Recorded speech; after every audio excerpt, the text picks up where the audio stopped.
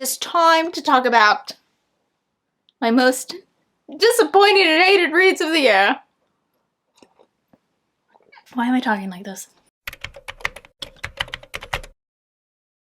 Hey, what's up? I'm Allie and welcome back to my channel. Every year I like to do the most disappointing and shittiest reads of the year. I'm not really going to be giving any disclaimers because reading is subjective, and if you haven't realized that by now, and if you're butthurt over my personal feelings about a book, that's your problem and not so much mine. Oops. Start with my most disappointing reads, and it isn't necessarily that I hated these books. It was just something about them that kind of let me down, and for the most part I probably actually enjoyed most of these, but just something about them. So the first one on this list that's probably a little surprising is The Midnight Library. And this was like raved about. This was everyone's favorite book in 2020. So I had to read it. I had to know what the hickety heck was going on with this book. I needed to know.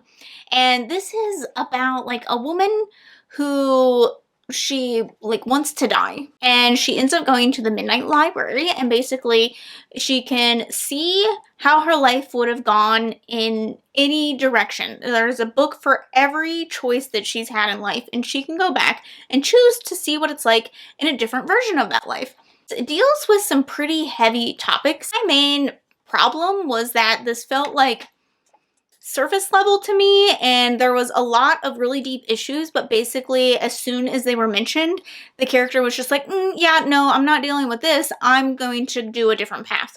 And is kind of more about like skirting around the problems instead of like facing them head on and really, you know, living out a complicated life.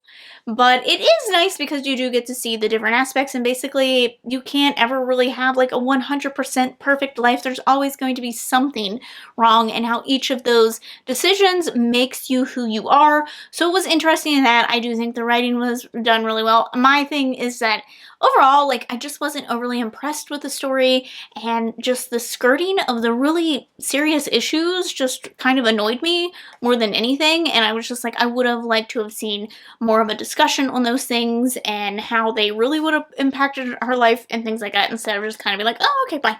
Like, I don't know. I felt like there were just so many ways the story could have gone, and instead it just kind of was like, meh, to me.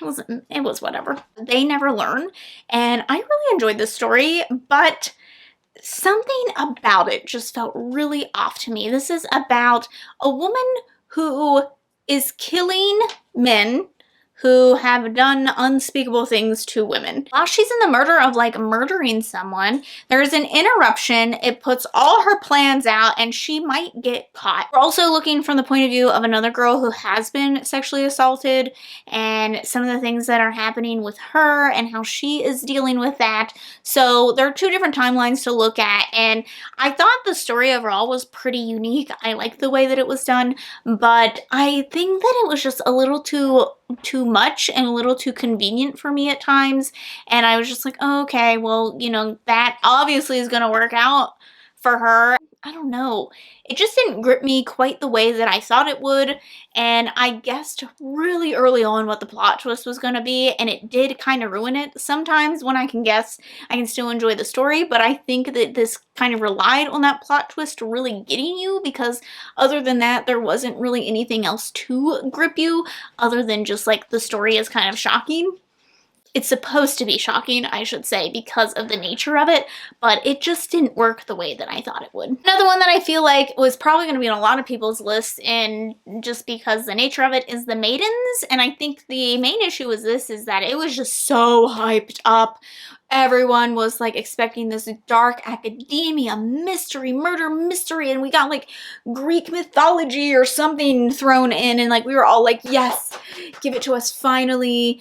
And then it just kind of was bad, you know? Like, it was an okay story, but I think the hype is actually what killed it, because everyone had it like pictured in their mind as something that it wasn't, essentially.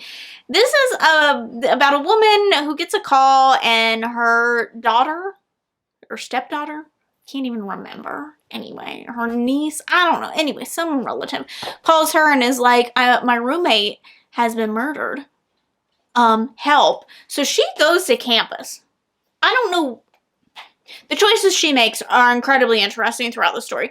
So she goes to campus and is like going to solve this murder on her own. But we are also getting glimpses at like these letters that are from a killer that are sadistic and creepy, and we don't know who the letters are from. Also this like secret society on campus, but everyone knows about them, and they are called the Maidens, and basically it is this group of girls that like look up to this male teacher. And it's creepy. It's creepy.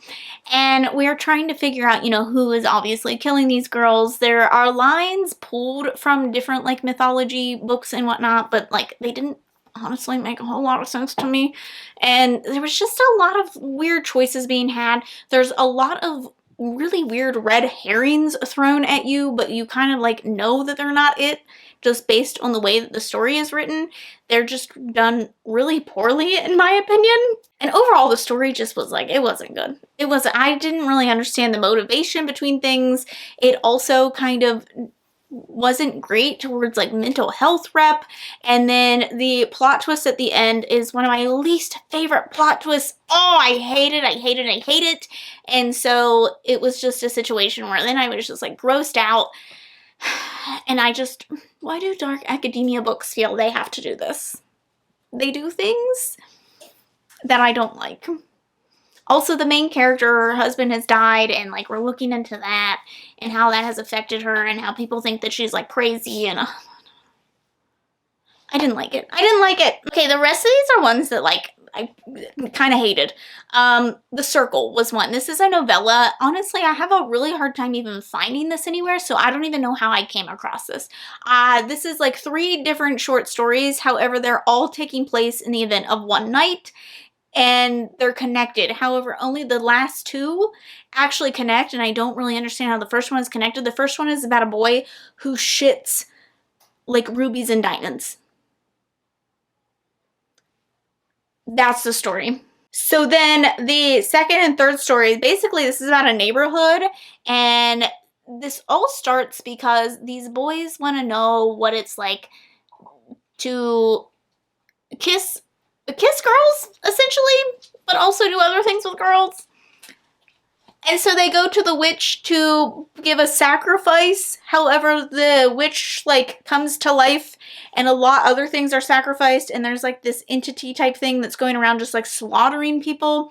There's some really graphic scenes, like sexually graphic, that don't need to be and just were icky and gross, and I felt really weird reading them. I didn't enjoy it. So this was one that I felt like just was going for like, what is the wildest shit that I can do here? Like quite literally shit that I can do here. And it had a really like unsatisfying ending. And it just like was like so weird. And I just felt really, I don't know how to explain it. I don't know how to explain my disappointment. It just wasn't good. It just honestly wasn't a good story. Within the same boat. And this was one that was hyped. And this is Things Have Gotten Worse Since We Last Spoke. I think I got that title right. And this is another book that just really went for shock factor. Like, it was gross just for the sake of being gross, essentially. And I feel like no one describes this book because it's so short and you'll like immediately spoil it. But this is about 2 women that meet. It's like an LGBTQ marketplace, and they're like selling things on there, and they end up connecting. And one moment they're like these super sophisticated, like typing back to each other, telling stories. The one thing is that the voices sound exactly the same to me. And they're both like, they seem very intelligent and whatnot.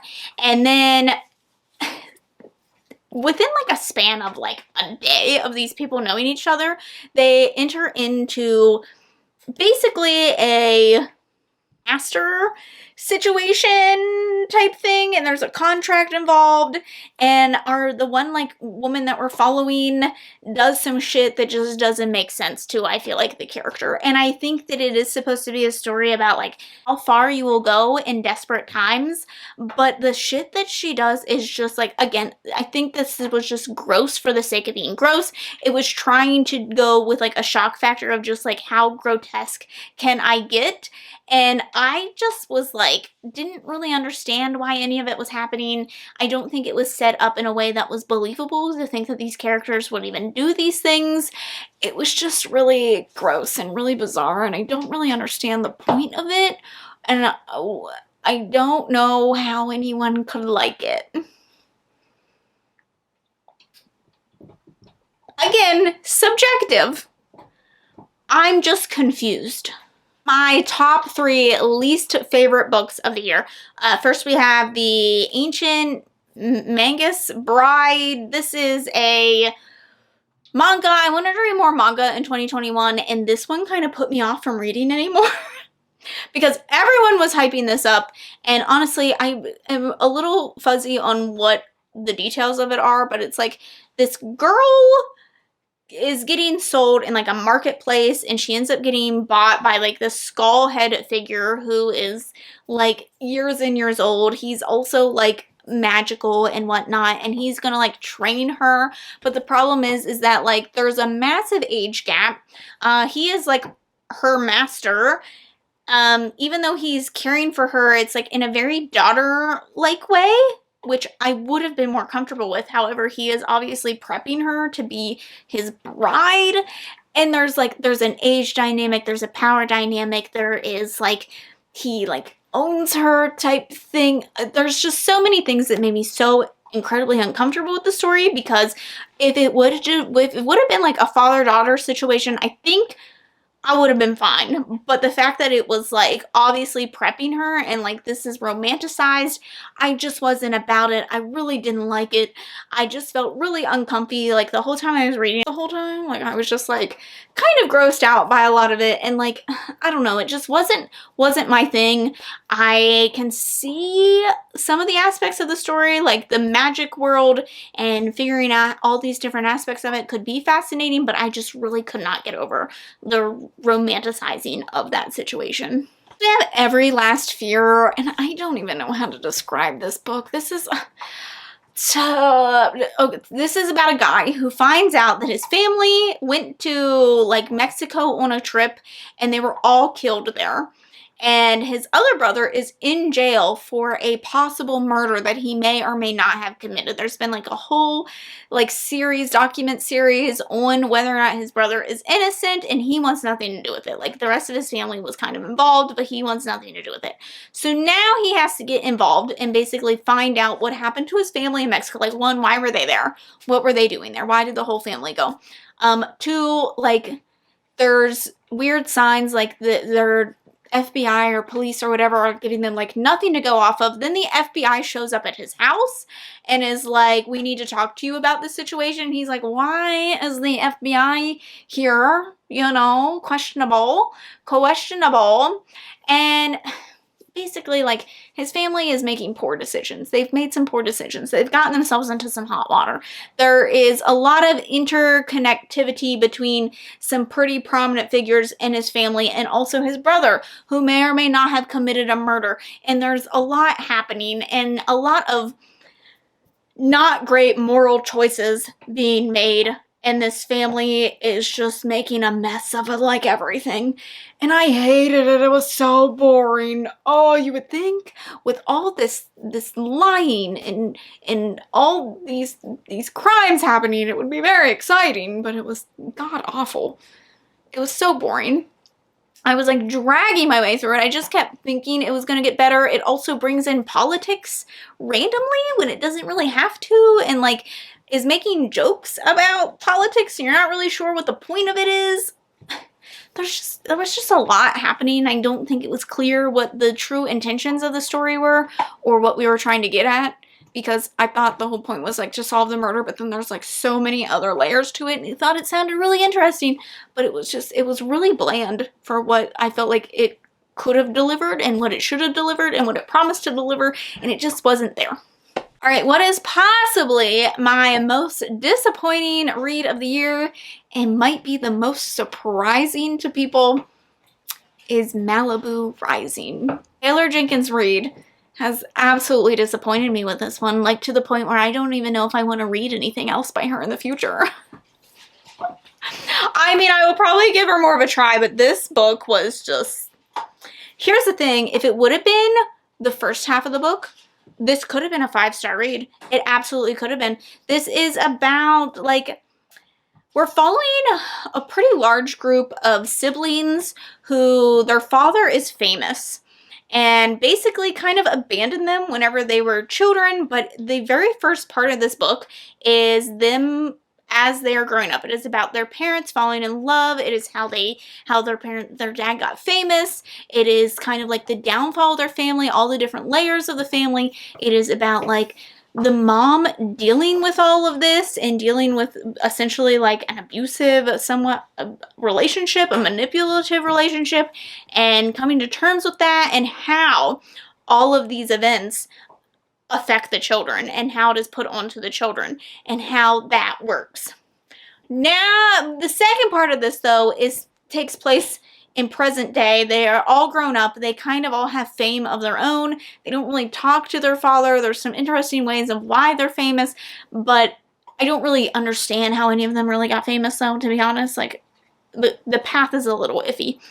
And they have a house party every year, which doesn't really make any sense. But apparently they have this house party every year, and we already know that, like, some crazy shit has gone down and shit is hitting the fan.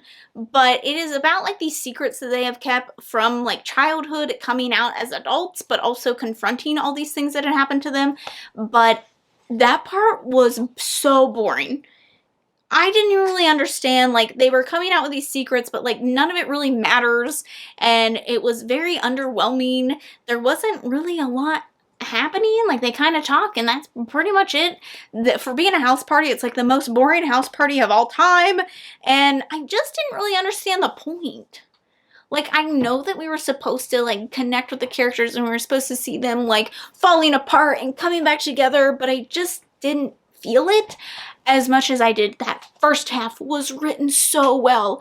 I flew through it. I felt the first part was so good, and then that second part ruined everything from the first half.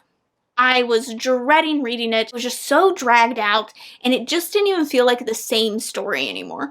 I would have rather have had half this book than the whole thing, because the whole story just fell apart the second that the house party was introduced. So I didn't like any of the characters once we got into the second half. Like, I just enjoyed learning about the parents more than anything. Like, the parents and their journey and how they got to where they were was far more fascinating.